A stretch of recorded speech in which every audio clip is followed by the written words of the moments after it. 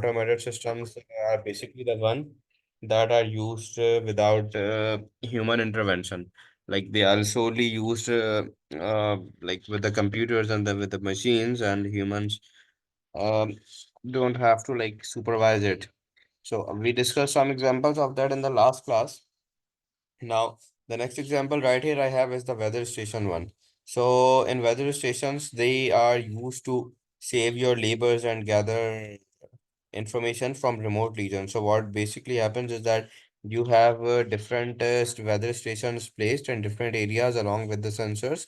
Like you have this thermometer, then you have anemometer, you have hygrometer, you have barometer, then you have light sensor, and you have light sensor.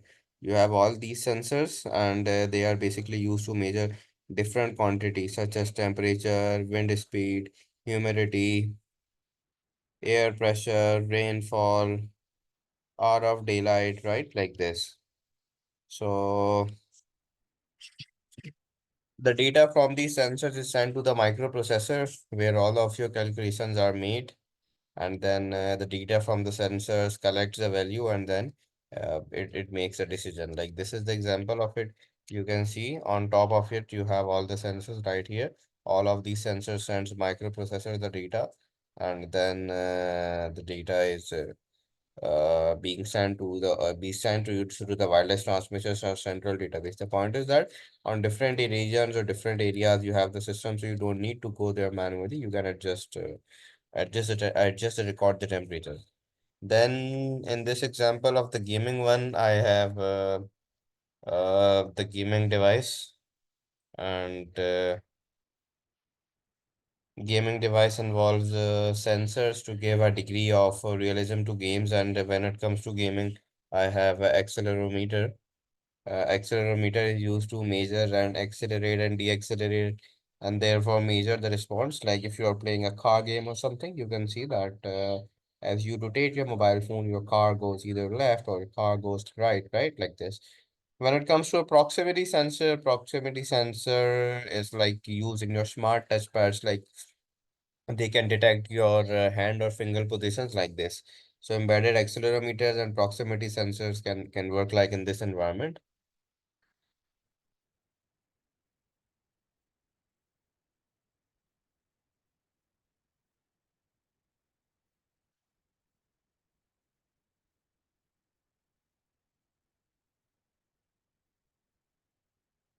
Then right here, this is an example of a lightning sensor. Lightning sensor can be used on the highways, on the roads as well. Highways on the roads, like in the morning, they are charged, and at the night, they are automatically turned on. So microprocessor control lightnings work with this. So we have light sensor, we have motion sensor, we have infrared sensors like this. I mean, for this chapter 6.1, like you just need to understand the basic advantages and disadvantages of a automated system that is applied into every industry. Like right here, this is an example of a chemical processes in a laboratory. So you have already here a level detector, you have an actuator, you have the microprocessor. That means that the liquid is only dropping into your this beaker until you have the correct color, and just you have the correct color, it stops that. So what are the advantages of that? The advantages are again, right, it has more consistent, like you have repeated results, it is less dangerous, it has faster results as well. Your analysis are done automatically, you have a very highly trained staff. The disadvantages can be, it can be like less flexible when using with human techniques, and security risks are always present. Like if the data is being shared globally, and equipments can be expensive as well. So finally, all of this is regarding the automated systems, and automated systems definitely has an ability to access and store vast amount of data based upon your research. They have the ability to learn from huge amount of available data. They are also able to see pattern in your data as well. AI is definitely a change in a skill set. AI is dependent on the data which is used to train it. Just along with this, I have a small exercise which you will complete in the homework and send the screenshot to me on the WhatsApp. So I'm sharing this on the WhatsApp group.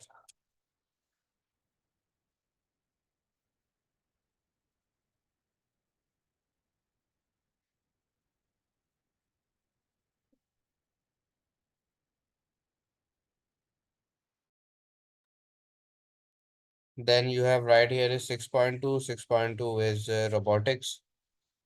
Now 6.1 is completed. So in terms of 6.2, 6.1, you just need to know regarding the automated systems, regarding the advantages and disadvantages, all of that. Now I'm moving on to 6.2, which is robotics. So in robotics, what is important, first of all, is that you need to understand the three laws of robotics. Those three laws are that, first of all, a robot may never injure a human through actions or inactions. A robot must obey order given by humans, and it should must protect itself. So robots are definitely used in many industries. It can be used in the factories as well.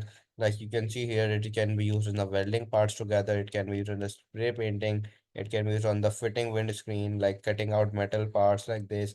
In the homes, it can also be seen like autonomous floor sweepers, ironing robots, pool cleaning. In the drones, it can also be seen. So we also need to discuss that what are some key characteristics of a robot. So some key characteristics of a robot are, first of all, are like the ability to sense their surroundings. Like for example, if you are asked to write down write like the characteristics of a robot, so first of all it has to be like the ability to sense their surrounding. So this is done via the temperature sensor, pressure sensor, all of that. So sensor basically robot allows a robot to recognize its immediate environment and give its ability to determine things.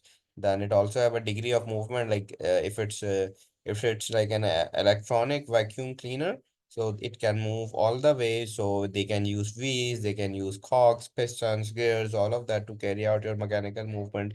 They are also programmable as well. That means that you can determine their action, what you want to do with them. So many robots don't basically process an AI, but like they just do the task what they are dependent to do so.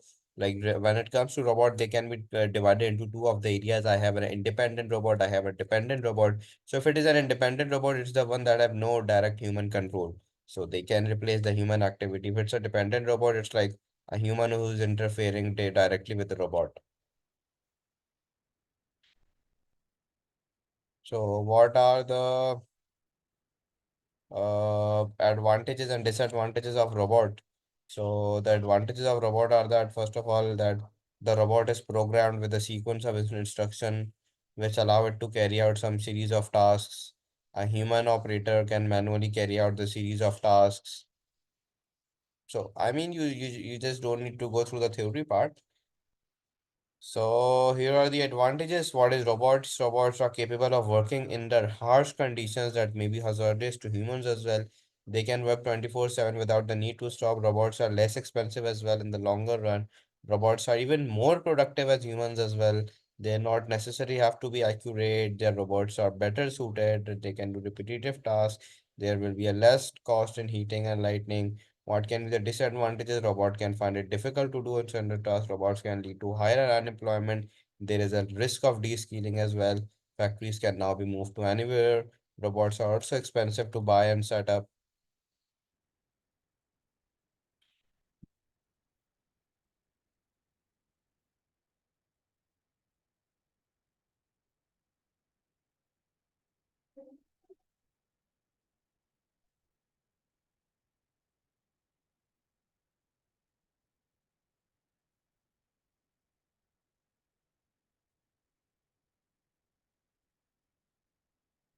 Now, robots are also there in the transport as well, like driverless vehicles are increasing in number every year. So we can see the autonomous cars and buses with the robots, like the autonomous vehicles that do not require humans to work with them. So autonomous vehicles are like this.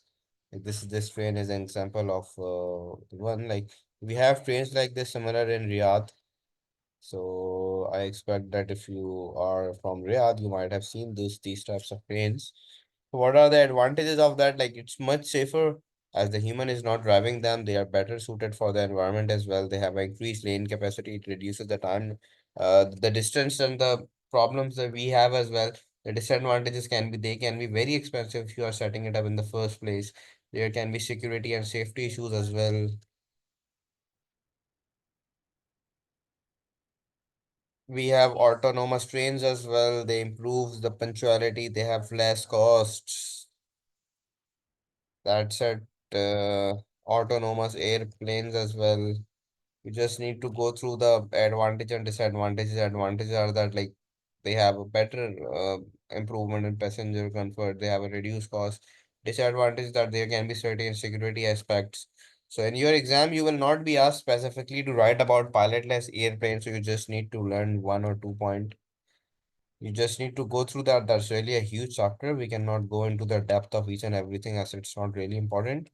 So when it comes to an agriculture part, so in agriculture part, it's like the task that the farmers used to do in their day-to-day life, like such as harvesting, picking up of vegetables, fruits, weed control, phenotyping, like harvesting and picking robots can have been designed to do this labor-intensive work.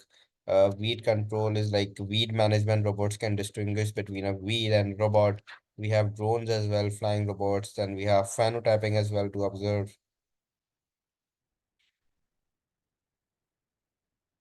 Then robots are also used in the medicine industry as well for surgical process to make your operation much faster, to make it produce for medicine quickly, less costly. Robots can be used for monitoring as well.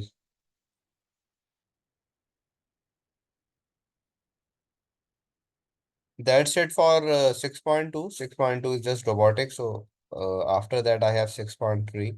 6.3 is artificial intelligence. So even before I proceed, can anyone tell me that do you have any idea what is an artificial intelligence or AI?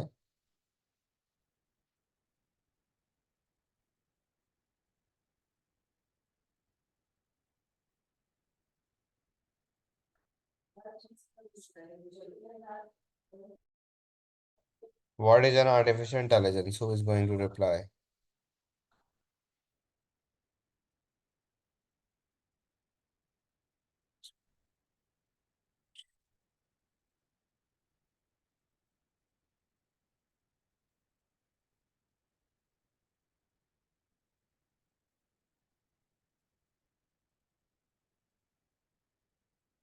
No, no reply.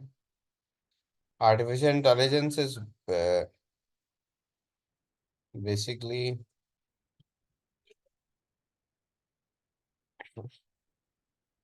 like when you are giving the power to the computer to make decisions. Artificial intelligence is a branch of computer science that deals with the simulation of human intelligence or human behavior. That means that you are making machines or you are giving the machines the task to behave like humans. So this can be often referred to as like human cognitive functions. Cognitive functions are referred to be as the mental process or the mental behavior that is used to take the decisions based on our knowledge and understanding. So I have three characteristics of an AI. So the first characteristics is a narrow AI. Narrow AI means that when the machines has a superior performance to a human. I have general AI. The general AI is when a machine is similar, not superior. And then I have a strong AI. This occurs when a machine has superior performance to a human. So we have the reasoning as well. Reasoning is basically the ability to draw conclusions based on the given data. We have deductive reasoning as well, where a number of facts can be built up upon to set up the number of rules which you can apply to your problem. Like if you want to solve a problem, you need to give some training, you need to give some data to the machine that your reasoning should be based upon this. So some of the examples of AI can be ChatGPT, Amazon, Alexa, Google, all of that. Then we have chatbots as well as an example. It's available on various websites of an AI, so you can chat with them. So based on AI, I have expert system. Expert system is important for your exam. So there can be a question of expert system into your exam. So what is an expert system? It is basically a computer system that mimics the decision making ability of a human. Mimics means that it copies the decision making ability. Expert systems use AI to stimulate the judgment and behavior of a human or organization that has expert knowledge and experience. So it's basically like you are given computer or machine the knowledge of maybe a doctor or not the knowledge of maybe any expert. So that you don't need to go to the human. You can just go to that machine and ask that this is my problem. So what do you suggest me like this? So based on this, what you need to do is that you need to apply the area for machine learning. So what is machine learning? This is basically the science of training computers with sample data so that they can make predictions about the unseen data. So what is an expert system? It's a form of an AI that has been developed to like mimic human knowledge and experience. They can use knowledge inferences to solve problems or answer questions like this. So expert system basically have conclusions and actions based on that. So there can be many applications of expert system. It can be used in the medical apartment, oil and minerals prospecting, fault diagnostics, tax and financial calculations, strategical games. It has many advantages. Like advantages are they have a high level of expertise, they offer a high accuracy, their results are consistent, they have the ability to store vast amount of data, they can make traceable logical solution. It's possible for expert system to have multiple expertise. Have a very fast response time. They provide unbiased reporting. Expert system also have disadvantages as well, like users of the expert system needs considerable training. Like the one who is using that, so he needs a lot of training. Their setup cost and maintenance cost is very high. They tend to give very cold responses. They are like only good as the information facts entered into the system. Users sometimes make it very dangerous. So based on an expert system, the first area is the user interface. User interface is the one through which you are going to enter your command into an expert system. User interface is the method by which your user interacts with the system. So interaction can be done through boxes, command prompts, options, instructions. So you basically reply to some questions either yes or no. Then an inference engine is going to be the main processing element of the expert system. So it's like it acts like a search engine. It examines the knowledge based upon your information data. It's responsible for gathering information. So inference engine is basically like the problem solving part. So since the knowledge base is a collection of objects and attributes, so inference engine is the one that processes that. Then the knowledge base is the one that is a repository of facts. Like it just gives you all the information. Like this is an example of objects and attributes. Like dog is an example of a mammal. It can be pet, it can lives on land, and it has these five attributes. So if you have a series of questions, is it a mammal? You replied yes. Is it a pet? It means no. Does it lives on water? Yes. So basically that when you are replying to these answers, all of these attributes and objects are stored into an AI. And that's how it generates the result, because these results are being generated on a rule base. The rule is that dog is a mammal, it can be a pet, it lives on land. It cannot be like a dog lives on water. That is not a rule. So that's how AI generates the answer. The rule base is right here. So let me show you an example of an expert system. So right in front of you, this is an example. I'm also posting it on the WhatsApp group. So I just want you to focus it right here. Then I'll move on. So you can see on the input screen that what you input and what the expert system did and what is the output you just generated.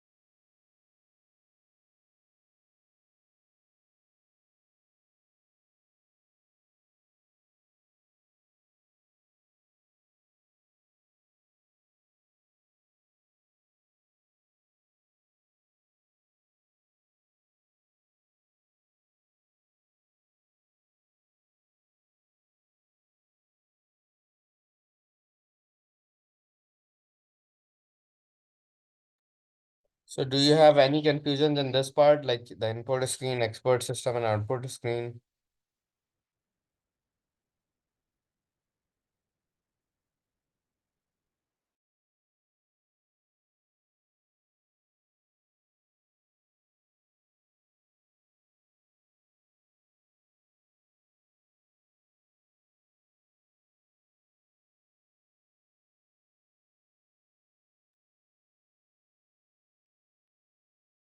Then just after expert system, we have machine learning. Machine learning is basically the way where you are training your machines.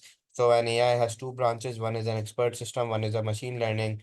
Machine learning is like when you are training your machine. So AI is basically the ability when you are mimicking the human behavior. So machine learning is like when you are training the machines. Expert system, we just discussed that.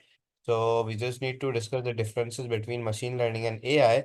That is right here. As you can see that AI represents the stimulated intelligence in machines, and it gives you the ability to build machines that are capable of thinking humans. And machine learning is the practice of getting machines to make decisions. And the aim is to make the machines learn new areas.